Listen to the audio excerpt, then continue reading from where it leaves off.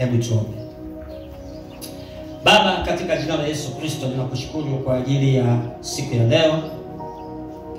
Nakushukuru kwa ajili ya ujumbe wa neno lako la siku ya leo, ambapo Bwana, mbingu zimekusudia tujifunze somo hili kwa jinsi hii. Nitumie tu kama chombo chako, lakini katika mikono yako yenye nguvu. Nayo Bwana ukambariki kila mmoja ambaye anakwenda kusikia neno hili kwa kujifunza. Si kusikia kwa kusikia, lakini kusikia kwa kujifunza kutoka kwako. Roho Mtakatifu, tunyunyizie damu ya Kristo katika akili zetu, tupate na kuelewa maandiko yako. Kwa jina la Yesu Kristo. Amen. Bwana asifiwe. Jumbe ambao tutakwenda kuangazia leo una kichwa hiki: andika, kukutana na baraka za Mungu kupitia madhabahu ya utoaji. Kabla tujaendelea, naomba tusome kwanza kitabu cha Kumbukumbu ya Torati. Kumbukumbu la Torati sura 28 mstari wa kwanza hadi ule wa 9. Neno la Mungu linasema hivi: itakuwa utakapoisikia sauti ya Bwana Mungu wako kwa bidii kutunza na kuyafanya maagizo yote ni kuagizayo leo, ndipo Bwana Mungu wako atakapokutukuza juu ya mataifa yote ya duniani. Na baraka hizi zote zitakujilia na kukupata usikiapo sauti ya Bwana Mungu wako. Utabarikiwa mjini, utabarikiwa na mashambani. Utabarikiwa uzao wa tumbo lako na uzao wa nchi yako na uzao wa wanyama wa mifugo, maongeo ya ng'ombe wako na wadogo wa kondoo zako. Litabarikiwa kapu lako na chombo chako cha kukandia unga. Utabarikiwa uingiapo, utabarikiwa utokapo. Bwana atawafanya adui zako wanyukao juu yako kupigwa mbele yako. Watakutokea kwa njia moja, lakini watakimbia mbele yako kwa njia 7. Bwana ataiamuru baraka ije juu yako katika ghala zako na mambo yote utakayotia mkono wako, naye atakubarikia katika nchi ya kupayo Bwana Mungu wako. Bwana atakuweka wewe taifa takatifu kwake, kama alivyokuapia, utakaposhika maagizo ya Bwana Mungu wako na kutembea katika njia zake. Bwana asifiwe. Sasa unajua watu wengi sana katika kanisa la Kristo siku hizi nasema siku hizi wamekuwa wakihangaika sana kutafuta baraka za Mungu. Wengine wamekuwa wakihangaika kutoka huku kwenda kule, kuingia kule na kutoka kule kwenda huko na huko, lengo kubwa likiwa ni kutafuta nini? Baraka za Mungu. Lakini mistari hii tuliyosoma inatuambia kwamba hizo baraka, ama huyo anayeitwa baraka, yeye ndiye anayetakiwa atutafute na atupate. Hili neno tumesoma na kitabu cha Kumbukumbu linatuambia kwamba baraka ndiye anatakiwa aje anitafute mimi, hata kama niko chochoroni anikute, anipate. Lakini sio mimi nikibizane nimtafute baraka yuko wapi. Sio mimi niende kule na kule nimtafute baraka akajificha kona gani. Biblia inaambia kwamba baraka hizo zitanijia na kunipata, sio mimi niziendee nizipate. Zenyewe zinatakiwa zinijie zinipate mimi. Kwa nini? Iko kanuni moja ambayo Mungu amezungumza pale. Ikiwa Bwana Yesu asifiwe sana. Utakaposikia sauti ya Bwana Mungu wako kwa bidii kutunza kufanya maagizo yake ni kuagizayo leo, ndipo Bwana Mungu wako atakapokutukuza juu ya mataifa yote na ya dunia. Na baraka hizi zote zitakujia na kukupata usikiapo sauti ya nani? Sauti ya Mungu.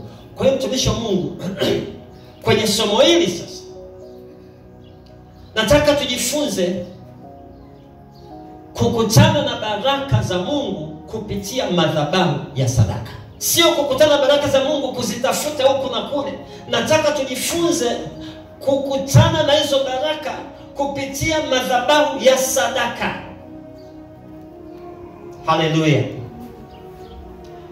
Bwana Yesu asifiwe sana. Kwa nini?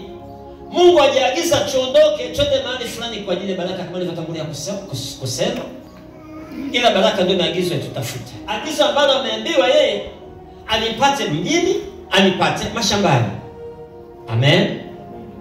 Baraka ameambiwa kwamba alipate mimi mjini au shambani. Kama ninafuga, baraka huyo ameagizwa kwamba mifugo yangu ibarikiwe. Amen. Bwana asifiwe sana. Kama ninalima huko mashambani, baraka kaambiwa mashamba yangu yabarikiwe. Ninapofanya kazi za mikono, ukisoma mistari, kazi zangu za mikono, baraka kaambiwa hizo kazi zibarikiwe. Haleluya. Bwana asifiwe sana. Bwana Yesu asifiwe. Lakini baraka hiyo kaambiwa ghala zangu za chakula na zenyewe zibarikiwe. Maana amesema kapu lako na chombo cha kukandia havitapunguka. Kwa ndio kusema baraka akinipata mimi, kusema kwamba nimelala njaa haitakuwepo. Baraka akinipata mimi, kusema kwamba nitakula nini kesho haitakuwepo. Lakini kizuri ambacho mimi nakipenda ni ule mstari wa 7, anasema hivi: Bwana atawafanya adui zako wainukao juu yako kupigwa mbele yako. Watakutokea kwa njia moja, lakini watakimbia mbele yako kwa njia 7. Kwa maana nyingine ni kwamba Mungu ameahidi wanaotaka kuharibu baraka zangu watanikimbia, kwa sababu amesema mstari wa 7 ya kwamba Bwana atawafanya adui zako. Baada ya kutaja baraka, Bwana atawafanya adui zako wainukao juu yako, yani wanaotaka kuharibu biashara, wanaotaka kulamba mtaji wangu, wanaotaka kuzuia iwe nini, wanaotaka kunizidia milango sifunguke, wanaotaka siji kufanya vitu gani, hawa wanasema watakimbia. Au kama ameshanibariki, wanaotaka kutafuna na kupukutisha, hawa wanasema watakimbia. Lakini lazima tupate ufahamu jinsi gani ya kuzilinda baraka za Mungu. Nimesema hicho ni kitu kingine, sio lengo la somo la leo. Bwana asifiwe sana. Leo tunataka tu tuangazie kukutana na mibaraka ya Mungu kupitia madhabahu ya sadaka. Fungua kitabu cha Luka sura 27 mstari wa 1 hadi wa 8. Biblia inasema, nawe fanya madhabahu ya mti wa mshita, urefu wake utakuwa ni dhiraa 5 na upana wake dhiraa 5. Hiyo madhabahu itakuwa mraba, na kwenda juu kwake kutakuwa dhiraa 3. Nawe fanya pembe 4 katika pembe zake 4. Hizo pembe zitakuwa za kitu kimoja na madhabahu. Nawe utafunika shaba na vyombo vyake vya kuyaondoa majivu yake utavifanya, na majembe yake na mabakuli yake na uma wake na meko yake, vyombo vyake vyote utavifanya vya shaba. Nawe uifanyie hiyo madhabahu wavu wa shaba, kisha utie pete 4 za shaba katika hizo pembe 4 za ule wavu. Nawe tia huo wavu chini ya kizingo kizungukacho madhabahu upande wa chini, ili huo wavu ufikirie katikati ya hiyo madhabahu. Nawe fanya miti kwa ajili ya madhabahu, miti ya mshita, na kuifunika shaba. Na ile miti itatiwa katika pete, na ile pete itakuwa katika pande 2 za madhabahu wakati wa kuichukua. Uifanye ya mbao yenye uvungu ndani yake, kama ulivyoonyeshwa mlimani ndivyo utakavyofanya. Sasa hapo tunaona maelekezo ya Musa akipewa kwa habari ya madhabahu aliyoambiwa aifanye. Mpaka hapo hatuna shida. Lakini sio la kujiuliza, hii madhabahu ni ya nini? Ni kwa ajili ya nini madhabahu hii? Hii madhabahu ni ya nini? Ni kwa ajili ya nini? Nisikilize. Ukinielewa kwenye ujumbe huu, ninaamini utapiga hatua. Utakutana na baraka za Mungu kama utaelewa. na ukatii, kama tulivyosoma Kumbukumbu ile sura ya 28. Sura ya 29 ya Kutoka, tutasoma Kutoka 29 mistari 38 hadi wa 46. Biblia inasema hivi, mstari 38: basi sadaka utakazozitoa juu ya madhabahu ni hizi: wana kondoo wa mwaka mmoja wawili, siku baada ya siku daima. Mwana kondoo mmoja utamchinja asubuhi, na mwana kondoo wa pili utamchinja jioni. Tena pamoja na mwana kondoo mmoja utatoa vibaba 3 vya unga mzuri uliochanganyika na mafuta yenye kupondwa, kiasi cha kibaba na robo kibaba, na divai kiasi cha kibaba na robo kibaba, iwe sadaka ya kinywaji. 41. Na huyo mwana kondoo wa pili utamchinja wakati wa jioni, nao utamfanyia vivyo hivyo kama ile sadaka ya unga ya asubuhi, na kama ile sadaka yake ya kinywaji, iwe harufu nzuri, ni dhabihu ya kusongezwa kwa Bwana kwa njia ya moto. 42.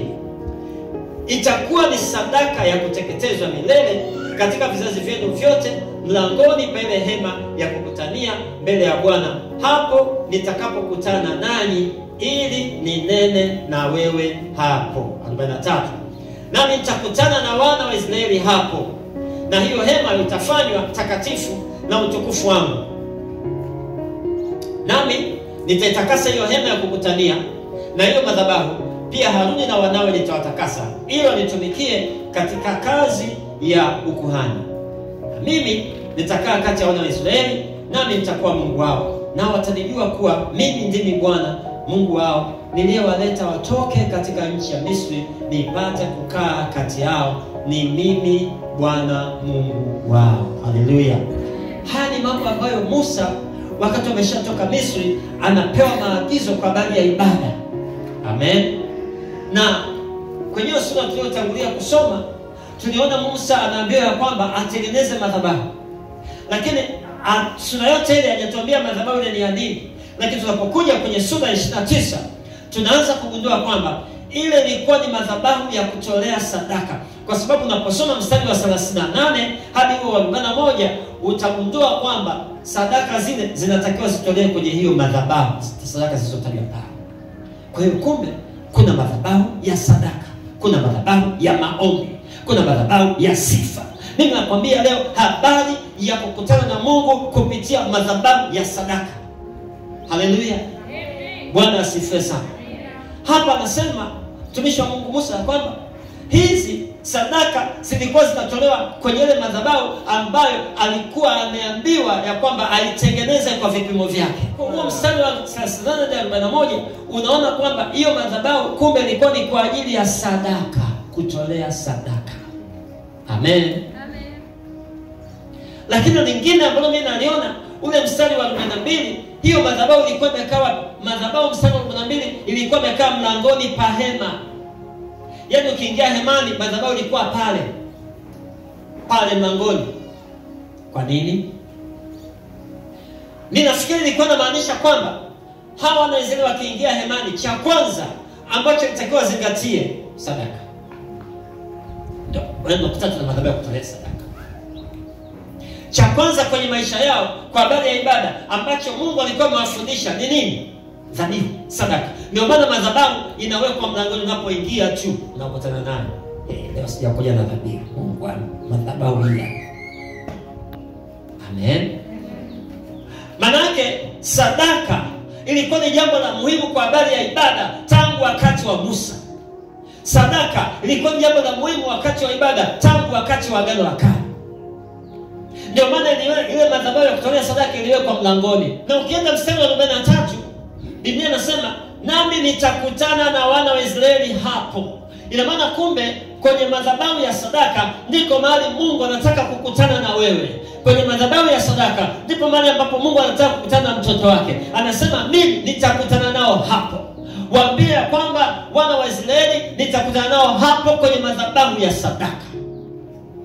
Unanisikia ninachosema? Amen. Unaelewa ninachosema? Amen. Kupitia madhabahu ya sadaka ndiko mahali pa wewe kukutana na Mungu, kukutana na mibaraka ya Mungu.